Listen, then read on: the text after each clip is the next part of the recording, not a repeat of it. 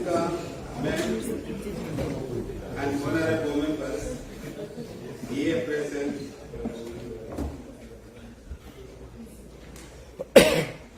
today it is my honor to come and deliver the state of the health service delivery in our country, Zimbabwe. I will start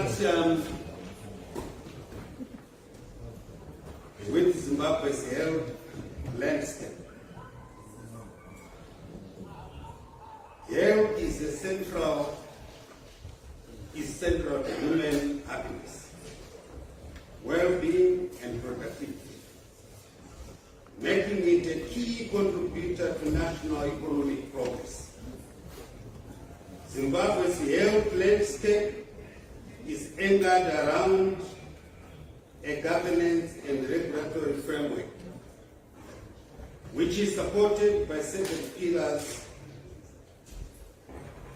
That is, 1, the pharmaceuticals, 2, biomedical equipment, 3, logistics, 4, health workforce, 5, health information systems, and 6, health financing, and lastly, health service delivery infrastructure. Now, coming to the governance and regulatory framework, the Constitution of Zimbabwe establishes the right to health care under Section 76. This is supported by about 20 pieces of legislation administered by my ministry. The key ones being the Public Health Act and the Medical Service Act and the Health Services Act, to ensure that they remain fit for purpose as enablers in achieving Vision 2030 objectives. My ministry is in the process of reviewing some of the pieces of legislation. This includes the Health Service Act, which has currently been amended to provide for the establishment of the Health Service Commission. My ministry is working with the relevant bodies to finalize the establishment and operationalization of the Health Service Commission. My ministry will also continue to strengthen regulation of medical aid societies to protect members so that they do not have to pay at the point where they consume health services.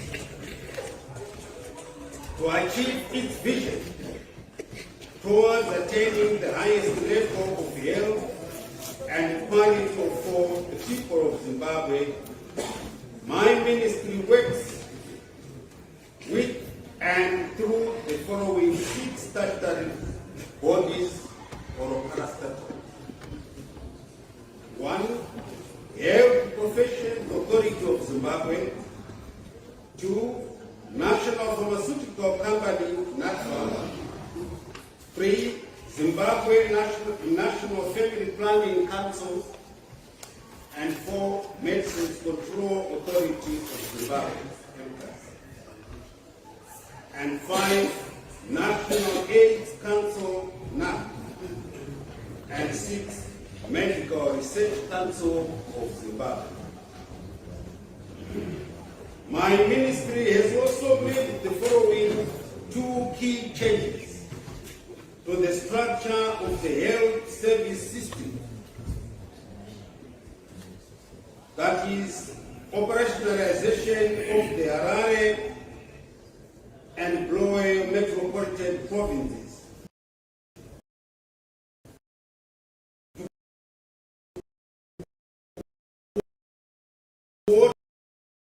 And 2, added the new division of biomedical engineering, biomedical science, pharmaceuticals, and biopharmaceutical production to the structure of the Ministry of Health and Child Care, in line with our new strategic direction.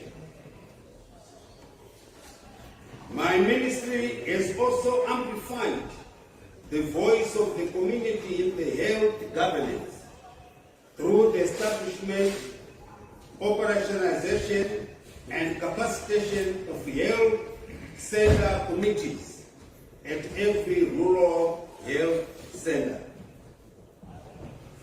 Health center committees include representatives of health workers and representatives of the community in which they operate as prescribed in the Public Health Act.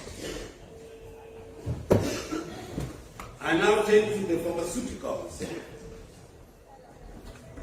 Madam Speaker, Ma'am, and honorable members, 96% of health facilities in Zimbabwe surveyed in quarter 2 of 2022 had at least 80% of essential medicines in stock.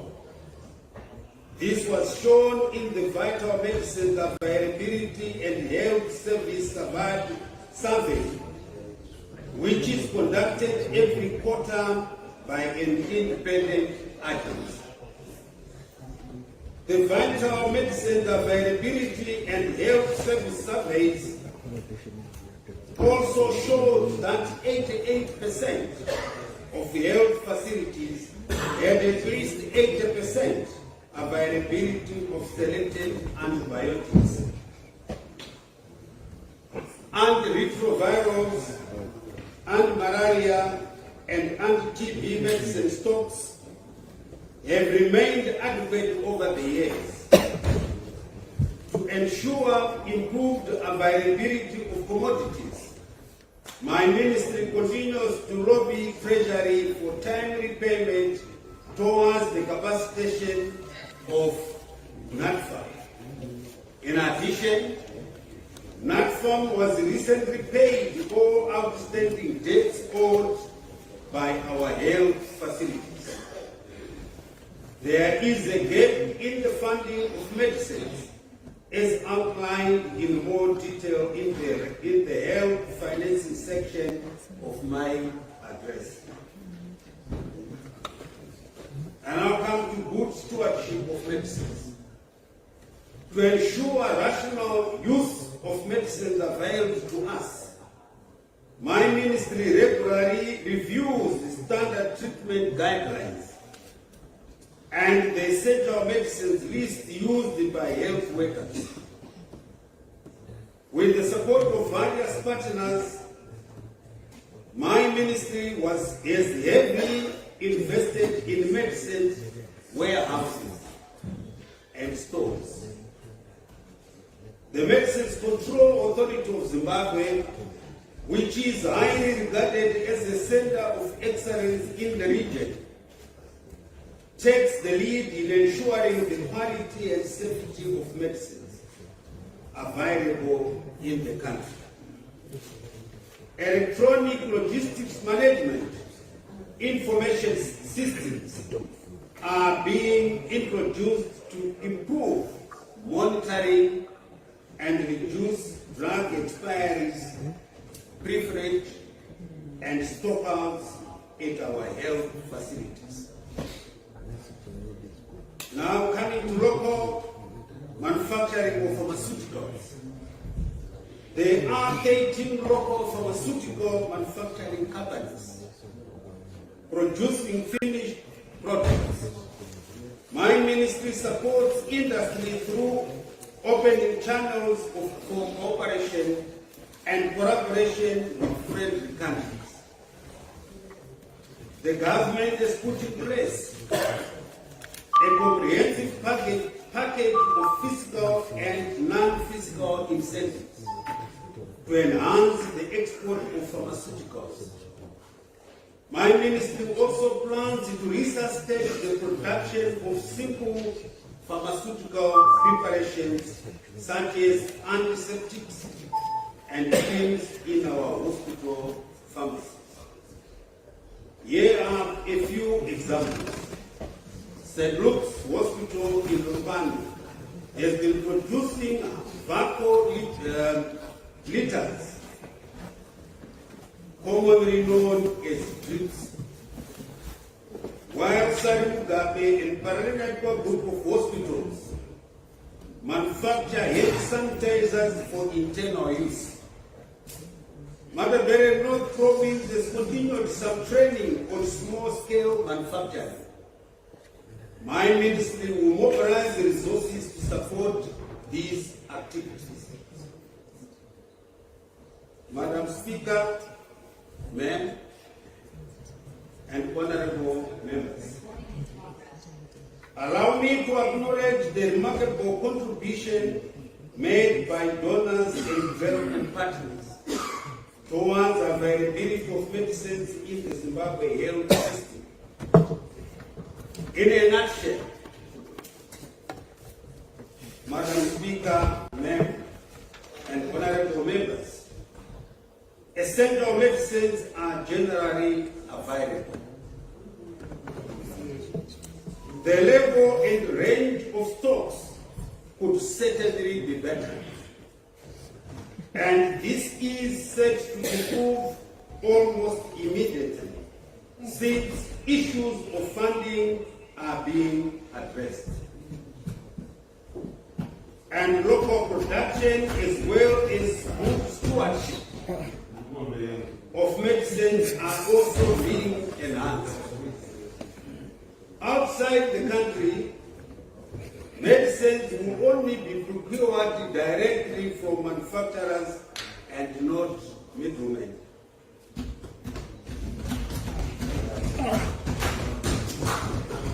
Biomedical equipment.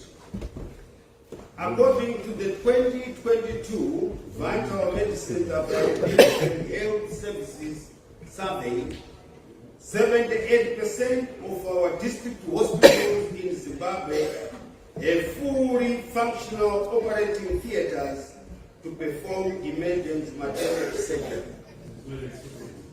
And 93% have kits for resuscitating the newborn. About 50% of our secondary, tertiary, and paternal level hospitals have functional chemistry and hematology machines in their laboratories. Medical equipment, like humans, has a lifespan and needs to be replaced every now and then. There will always be need for new equipment while maintaining and repairing existing equipment. As ministry, we have obtained our health facilities their top 5 priority needs in terms of equipment, and these have been tendered. Some of the tendered equipment has already been delivered, including a magnetic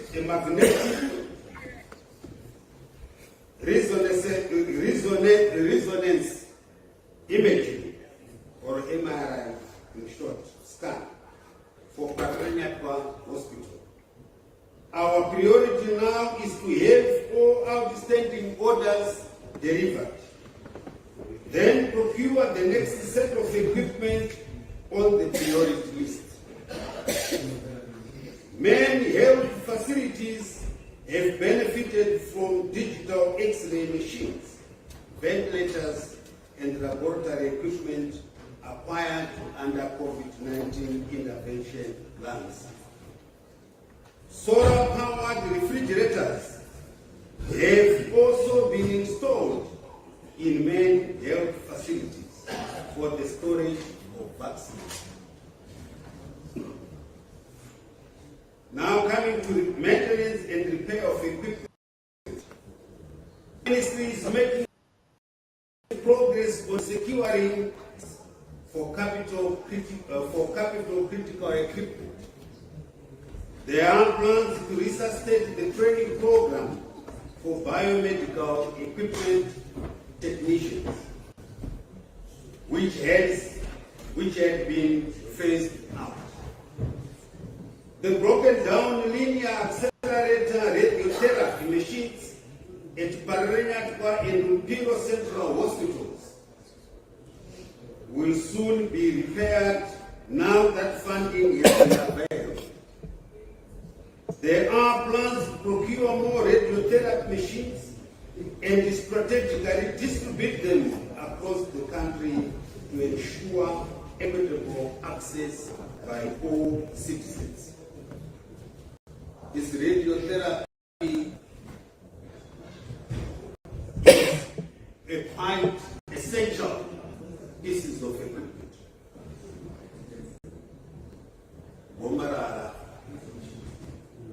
My ministry is working with relevant ministries, departments and agencies to address the current challenge of convoluted procurement processes that have long turned around times.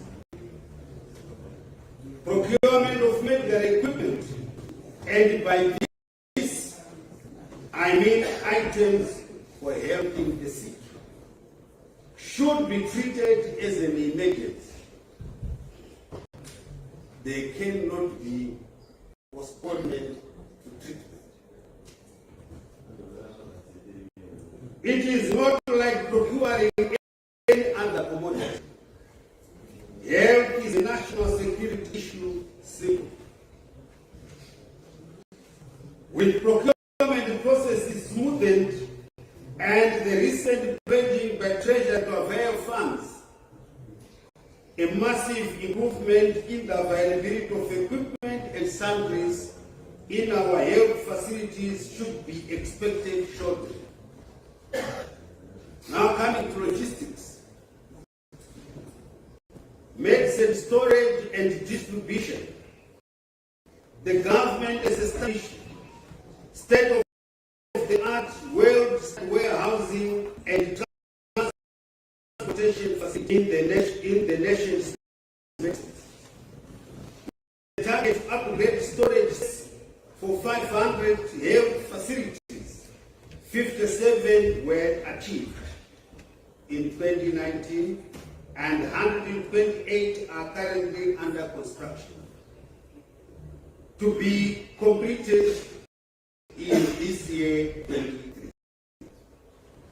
His Excellency the President recently commissioned a purpose-built national pharmaceutical warehouse in Harare. A regional warehouse was built in Masvingo and another one is currently under construction in Mutare. For the distribution of medicines, we have a fleet of 37 well-equipped trucks with a plan to procure the outstanding aid to fully meet the need. To date, we have managed to install solar power system to 1,080 health facilities, and in this year 2023 we are targeting 200 health facilities. This power backup helps to ensure safe storage of pharmaceuticals and continuity of essential health services during power cuts. We are aware the kind by honorable members, and we are having two systems, but also in terms of our national power strategy, it will be a question of time, and this month we are coming in June, we should have addressed that matter.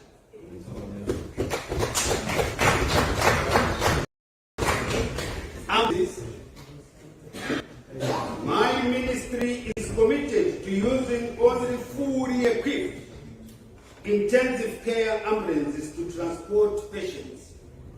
So far, We have acquired 61 such ambulances. Here we are talking of intensive care ambulances. And another 68 are expected shortly. We will continue to procure until each hospital has the required number. We also plan to have an adequate fleet of well-equipped ambulances patrolling our major highways, and also use air and water ambulance systems where necessary. Now coming to staff transport. My ministry has procured 28 buses for distribution to various hospitals throughout the country to carry health workers to and from work. Procurement will continue until the required 40 buses are available.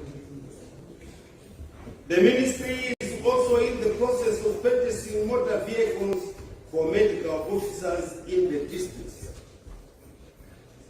In short, Madam Speaker, Ma'am, and Honorable Members, the movement of patients, medicines, and health staff, as well as the storage, distribution, and inventory management of medicines, commodities, and equipment in the health sector are in a good state, with remarkable improvements already in the pipeline. Now coming to the health workforce. Madam Speaker, Ma'am, and Honorable Members, health workforce is an essential ingredient for adequate health service delivery.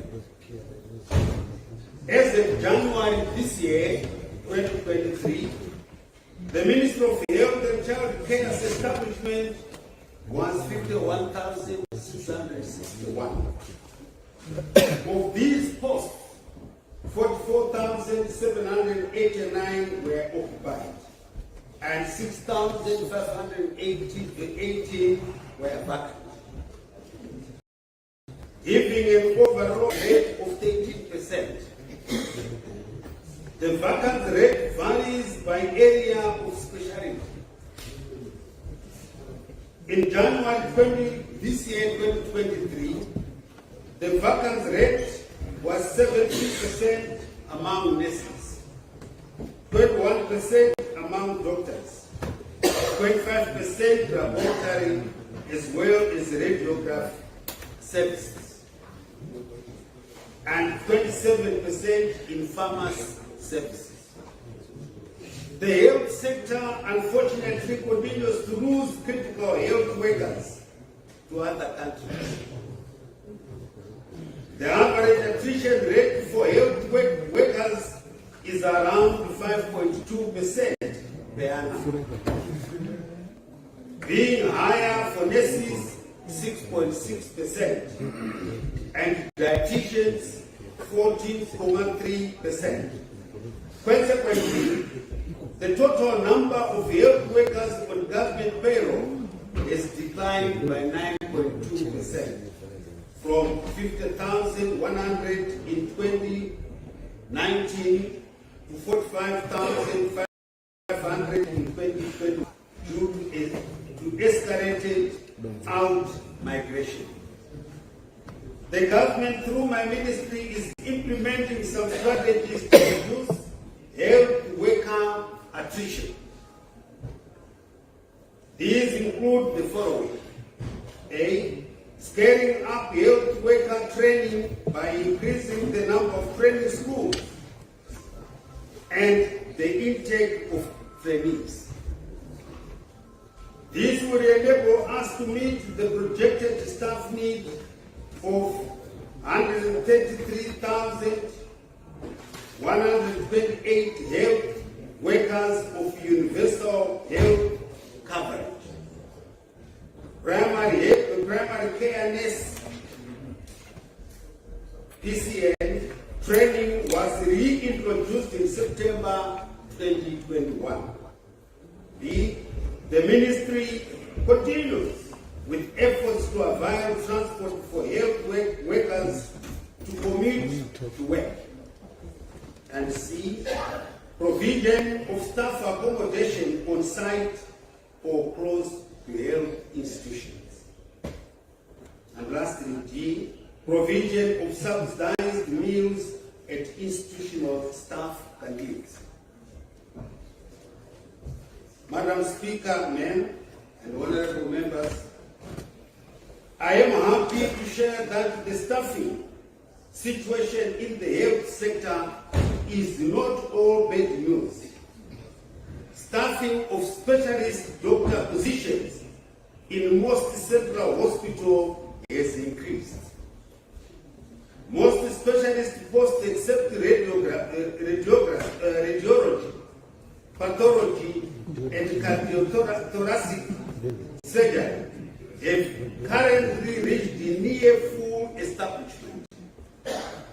Central hospitals in the southern region of the country used to struggle to attract and retain specialists, but now Mpiro Central Hospital reports 74% of specialist posts filled, a big increase from 57% in 2021. This has enabled major life-saving procedures to continue being offered. Community health workers are essential component of the health delivery system. They were at the front line of the COVID-19 response in rural Zimbabwe.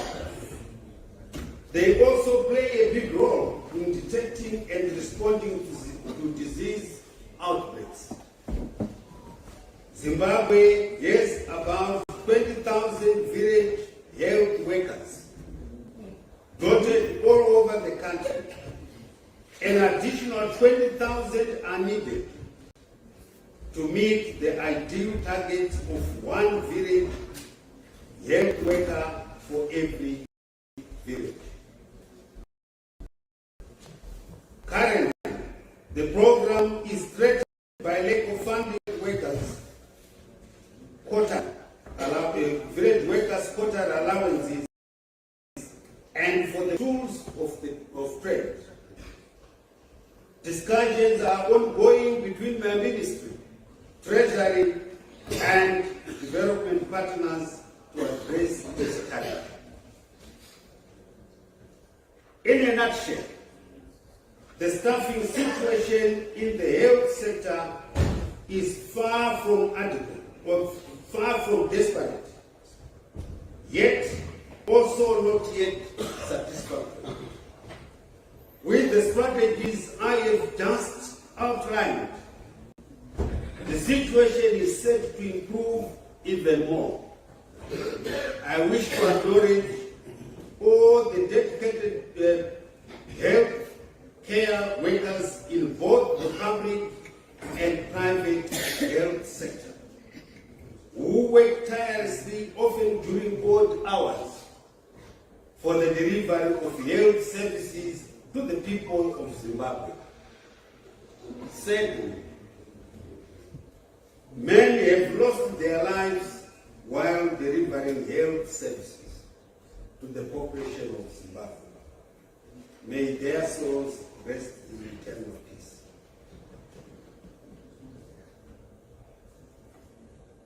I now come to health information systems. My ministry has established a resilient and robust health information system. The health surveillance system has facilitated early detection of disease outbreaks and potential events of public health concern. This has been through a suite of mechanisms to include standard data flows, where data is generated from the lowest level of the health system and flows all the way up. Key information is also shared with international partners to facilitate inter-country comparisons and benchmarking. My ministry is working with the private health sector to enhance their participation in health information reporting. Electronic solutions continue to be optimized to improve health outcomes and facilitate timely decision making. The Imperial Electronic Health Record Program has now been deployed at more than 1,000 health facilities, with a target to reach all health facilities by the end of 2024. The Imperial Electronic Health Record is a game changer. It allows the patient's complete record to be accessible electronically at whichever hospital they go to, without having to carry any record card with them. The electronic health record also helps health staff to manage a patient better and faster, with minimal or no paperwork. Partnerships with other ministries, departments, and agencies have improved health information systems in Zimbabwe, as evidenced by increased coverage of the internet, deployment of electronic systems to the health facilities and communities. In addition to the website, my ministry also publishes Health Matters, a quarterly magazine to share information with the public.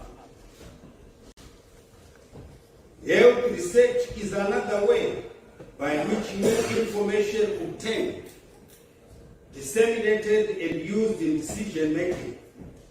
Through research, my ministry has been able to identify 4 neglected tropical diseases as endemic to Zimbabwe, and even identified the appropriate interventions to control them. The 4 diseases are trachoma, bilharzia, lymphatic filariasis, and temperance. Now coming to health finance. To make health services affordable and accessible to the population, government currently offers free health services to citizens aged over 65 years, children under 5 years of age, pregnant women, free blood and blood products, mental health services, COVID-19 vaccination, HIV and TB treatment services. Zimbabwe has chosen to use the primary health care approach, which prioritizes cost-effective health interventions at the lowest level of care. Health financing in Zimbabwe comes from a mixture of domestic and external resources. The significant decline in external donor funding over the last 2 years has shown that domestic funding through the fiscus is the most sustainable way of funding the health system. Zimbabwe came closest to reaching the Abuja Declaration target of 15% in 2021, where about 14% of the government budget was allocated to health. To increase domestic funding for health, government has come up with innovative financing strategies such as the AIDS levy, the Health Levy Fund, the assisted medical treatment order, and third-party motor vehicle insurance. Besides the AIDS levy, the other strategies are not working too well. We strongly believe that the health levy funding was still available. The underfunded gap of 210.5 million in the annual requirements of medicines and medical sundries in my ministry would not be there. In the first few years of the establishment of the health levy fund, the proceeds were ring-fenced for the procurement of medicines, blood, and equipment. Second, the gains were lost when the fund was redirected to the consolidated fund. Mine is in the dialogue with the Treasury to have the health levy fund reinstated back to a ring-fenced fund. This would go a long way towards the availability of medicines, equipment, and sundries for the health sector. My ministry is engaging the relevant ministries, departments, and agencies to strengthen the mechanism of collecting resources from third-party motor vehicle insurance, optimizing the use of assisted medical treatment order, and exploring the introduction of other revenue-raising schemes, including such as SIM and ring-fence them for the health sector.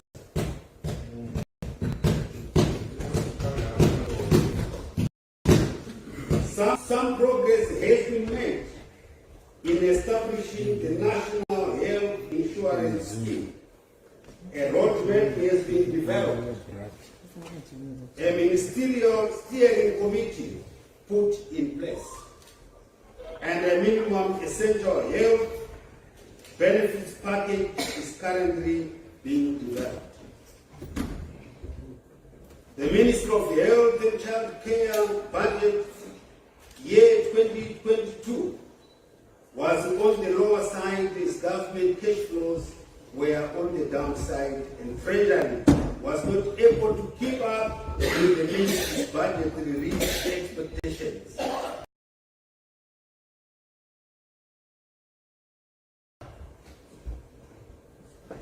Treasury managed to release funding for clearance of outstanding critical service providers in December 2022. For 2023, Treasury has set up a budget implementation committee that will work with the Ministry of Health and Child Care to come up with procurement strategies to ensure that we get our 2023 budget in full. My ministry is confident of an improved 2023 financial year in terms of cash flow availability. This will enable more improvement in the health service provision. The ministry is finalizing the costing of health services to ensure that a cost recovery model for health service provision is implemented for those patients and clients who are in the paying category. The Health Service Fund, though faced with cash flow challenges, hospitals were able to continue providing services through use of Health Service Fund and authorized retention fund. Collection of the Health Service Fund continues to be low due to the current market challenges that our clients face. The ministry shall continue to ensure that all patients in the paying category pay for the services rendered. The government continues to explore sustainable ways of comprehensively supporting the village health worker program. Madam Speaker, honorable members, despite shrinking flow of external funding, the health sector financing outlook is good. My ministry, based on the commitment of the Treasury and other players, will use the available funding efficiently and implement strategies to unlock more domestic funding.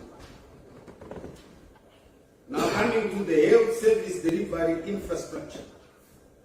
About 90% of health services in Zimbabwe are accessed through the public health system, with only 10% of the population seeking services in the private sector. Health services in the public sector are delivered at 5 levels. 1, the primary care, that is down at the village. Secondary care, tertiary care, quaternary care, that is now we are coming to Harare Hospital, Sarugade, Parenyakwa Group of Hospitals, United Brewery Hospitals, Upiro, those are the quaternary. And 5, quaternary care, that is our highest. The Queenary Hospital is now the highest level of care, recently introduced to spearhead research and development, and to offer super specialized services, with key linkages to research institutions, institutions of higher learning, industry, and the ministry's new division of biomedical engineering, biomedical science, pharmaceutical, and biopharmaceutical production.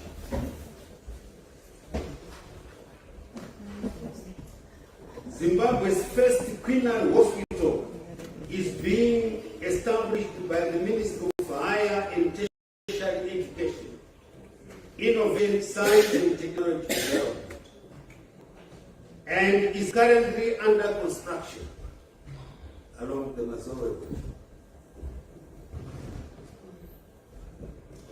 In the meantime, my ministry is offering Queenary level services in some of its central hospitals.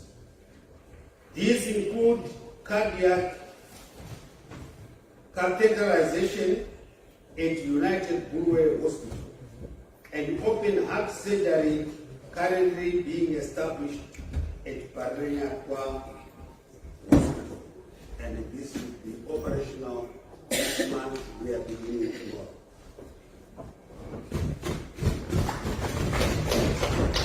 Hospital infrastructure. To date, the new dispensation has made significant progress in the development of health infrastructure by constructing new health facilities and refurbishing existing ones. The government is in the process of constructing Rupani Provincial Hospital in Matabele North Province and has planned room loading to be commissioned. Joshua Tamukonyongo Omo Ex-Lady Hospital upgrade it to a higher level institution. Progress made in the construction of health facilities from 2018 to date include 37 commissioned projects, 72 completed projects, and 55 ongoing projects. Construction of new maternity waiting homes and refurbishment of existing ones is in progress countrywide. Recently, I was in Chipinge, St. Peter's, and I think that the Honorable Olusunga's constituency, where quite a lot of development is undertaken. For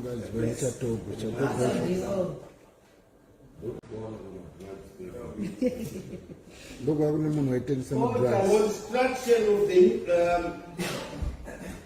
this facility is meant to reduce delays in accessing health facilities at the time of delivery.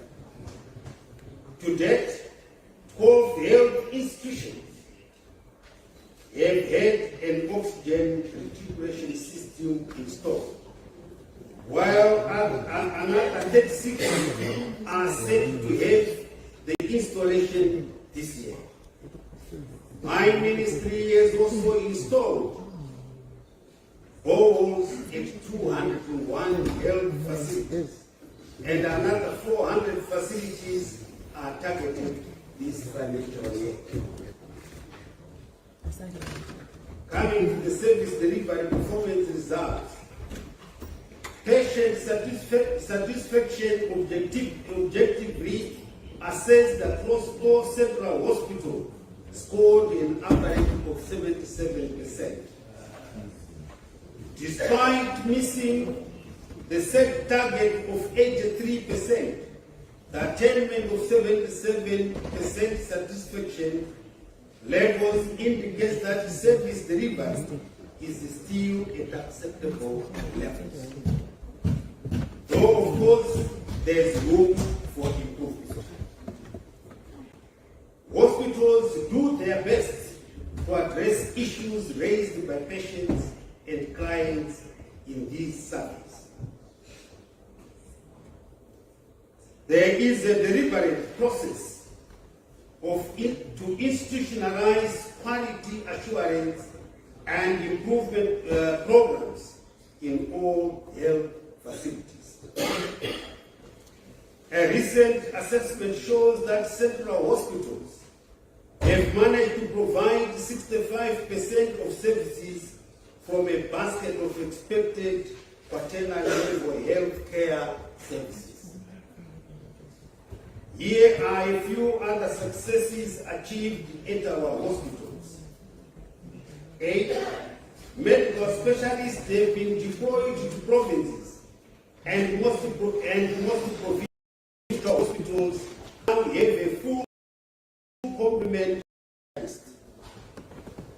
Zimbabwe Central Hospital conducted its first neurosurgical operation in February this year, and its first total hip replacement in March this year.